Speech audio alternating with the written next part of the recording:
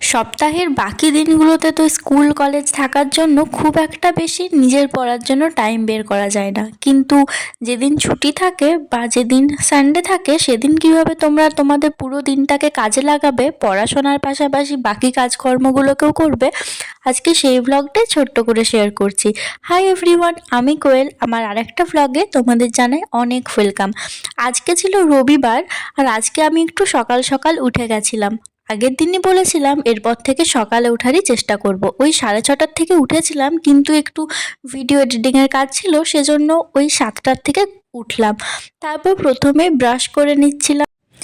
আর সকালের প্রথমটা যদি ভালো থাকে তাহলে কিন্তু আমাদের সারা দিনটাই ভালো যাবে। সেজন্য আজকের সকালে কিন্তু আমি প্রায় 1 ঘন্টা নিজের জন্য টাইম রেখেছিলাম, যেখানে কিছু এক্সট্রা কাজকর্ম করেছিলাম যাতে সারাদিন আমার পড়াশোনায় বেশি মনোযোগ দিতে পারি।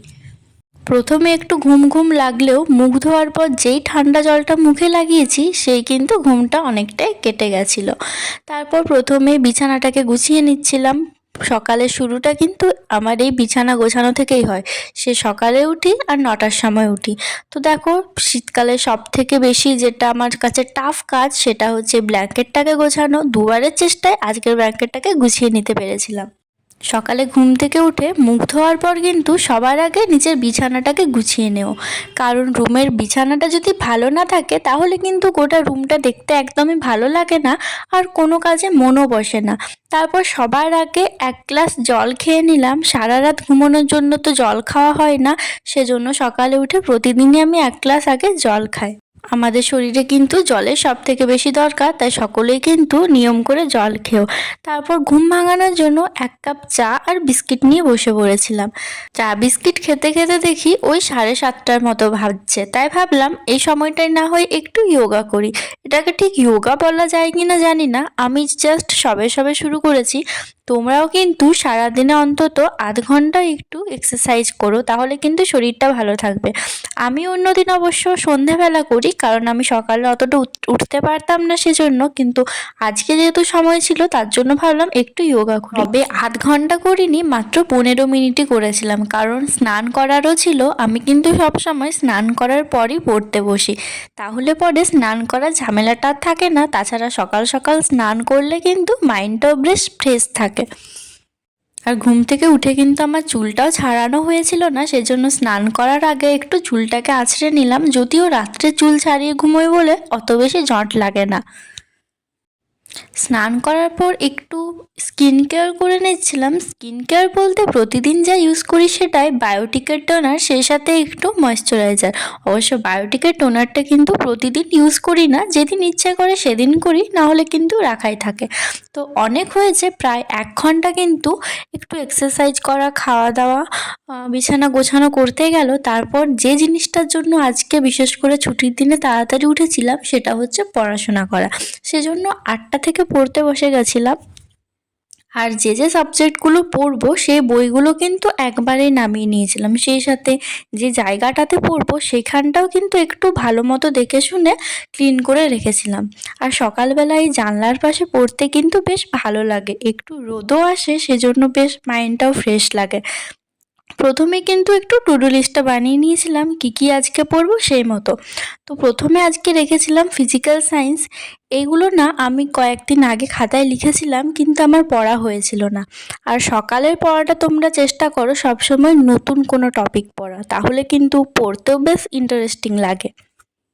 আমি আমার মতো টাইম করে রুটিনটা বানিয়েছি, তোমরা কিন্তু টাইমটা নিজেদের মতো একটু অ্যাডজাস্ট করে নিও। আমি যেমন 7টায় উঠেছি, তোমরা কেউ কেউ নিশ্চয়ই 6টাতে ওঠো, আবার কেউ কেউ 8টাতে ওঠো। তো তোমরা নিজেদের মতো একটু টাইমটা দেখে নিও। আর সকালে আমার একটু টাইম ছিল বা কোনো কাজ ছিল না বলেও কিন্তু 3 ঘন্টা পড়তে পেরেছিলাম। তো তোমরা যদি 3 ঘন্টা না পারো, অন্তত 2 ঘন্টাও কিন্তু পড়ো।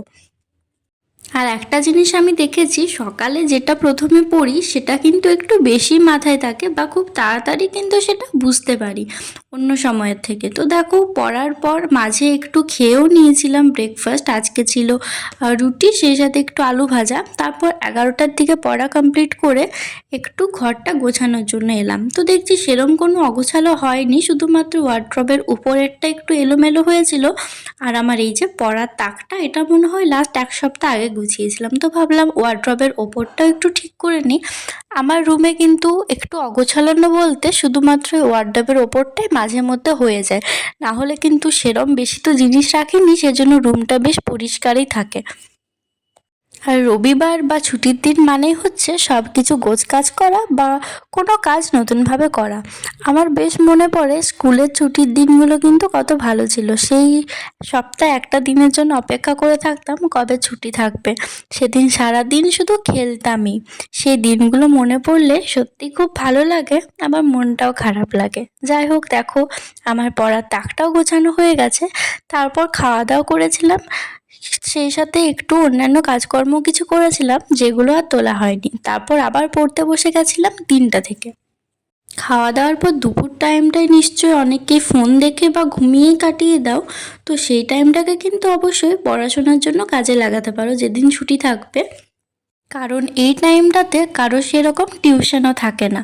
এই টাইমটাতে কিন্তু তোমরা টিউশনের হোমওয়ার্কও করতে পারো বা টিউশনে যে পড়াটা ধরবে সেটা কিন্তু একটু পড়ে যেতে পারো, তাহলে দেখবে বেশ মনে থাকবে। আর আমি এখন আমার মাইনর সাবজেক্ট একটু পড়ছিলাম। আর মাত্র কয়েক মাস পরই তো কলেজের পরীক্ষা, সেজন্য এখন থেকে কলেজের পড়াগুলোকেও একটু ডেলি পড়ার চেষ্টা করছি। তারপর পড়ার পর চলে এসেছিলাম চা খাওয়ার জন্য। দেখলাম এখানে চা হচ্ছে। আমি কিন্তু প্রতিদিন সারাদিনে 2বার চা খাই, না হলে কিন্তু বেশ ঘুম ঘুম পায়।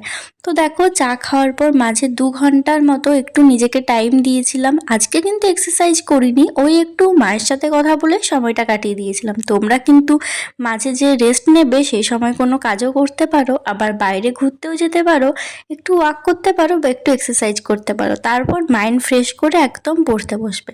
রাত্রেবেলা আমি এখন পড়ছিলাম আমার যে মেজর সাবজেক্ট আছে, তো একেবারে বই খাতা সব নিয়েই বসেছিলাম যাতে আমাকে আর পরে উঠতে না হয়। এই পড়ার মাঝে ওঠাটা কিন্তু আমার বেশ বিরক্তি লাগে। আর আমার সব খাতাগুলো না একদম একই রকম দেখতে। আগে যদিও স্টিকারে চিটিয়ে রেখেছিলাম, কিন্তু সেই চিটগুলোও দেখছি উঠে গেছে। সেজন্য দেখে দেখে না আনলে অনেক সময় আবার এই খাতাটা চেঞ্জ করতেও আমাকে উঠতে হয়। আসলে একবারে আমি সমস্ত খাতাগুলো নিয়ে নিয়েছিলাম, তখন এই প্রিন্টেরই সব পেয়েছিলাম, তাই মিলিয়ে মিশিয়ে হয়ে গেছে। আর তো দেখো, সকাল থেকে পড়তে বসেছিলাম বলে কিন্তু আজকে আমার 10টার মধ্যে 8 ঘন্টা পড়াটাও কমপ্লিট হয়ে গেছে, আর সমস্ত টার্গেটও। 10টায় পড়া কমপ্লিট করে রাত্রের খাবারটা খেয়ে নিয়েছিলাম, তারপর একটু ব্রাশ করেছিলাম, যেটা না আর তোলা হয়নি। আর এখন ওই বাজছিল 10:30টার মতো। আমি ঘুমোতে যাওয়ার জন্য বিছানাটা গোছাচ্ছিলাম। সকালে উঠেও ফার্স্ট কাজ হচ্ছে বিছানা গোছানো, আর ঘুমোতে যাওয়ার আগেও কিন্তু সেই একই। তো দেখো, অন্যদিন না আমি এই টাইমটায় পড়তে বসি, আর ঘুমোতে ঘুমোতে সেই রাত 3টে। কিন্তু আজকে কত সুন্দর সব কিছু তাড়াতাড়ি হয়ে গেছে। আমার টু ডু লিস্টে যা যা লেখা ছিল সেই সবও পড়তে পেরেছি, আবার 8 ঘন্টা স্টাডিটাও আমার কমপ্লিট হয়ে গেছে। সেজন্য না নিজেকে বেশ ভালোই লাগছিল, কারণ কালকে আবার সকালে উঠতে হবে। সেজন্য আজকে ভাবলাম একটু তাড়াতাড়ি ঘুমিয়ে দিই। ওই যে বলে না, সকালটা ভালো হলে কিন্তু সারাদিনটাই ভালো হয়, আর সকালে টাইমে উঠলে সব কাজই টাইমে হয়। তো দেখো, একদিন একটু কষ্ট করে সকালে উঠলাম, এরপর মনে হয় এটা একটু অভ্যেসই হয়ে যাবে। আর ঘুমোতে যাওয়ার আগে একটু ময়শ্চারাইজারটা লাগিয়ে নিলাম, কারণ হালকা হালকা ঠান্ডা লাগছিল আর মুখটা বেশ একটু ড্রাই হয়ে যাচ্ছিল। সেজন্য সব মিলিয়ে কিন্তু আজকের সানডেটা আমার বেশ খুব ভালোই কাটলো। সব কিছু করতেও পেরেছি টাইমে, ঘুমোতেও পারছি টাইমে। তো চলো, আজকের ভ্লগটা এখানেই শেষ করছি। সবাই খুব ভালো থেকো, সুস্থ থেকো, বাই। দেখা হচ্ছে অন্য একটা ভিডিওতে।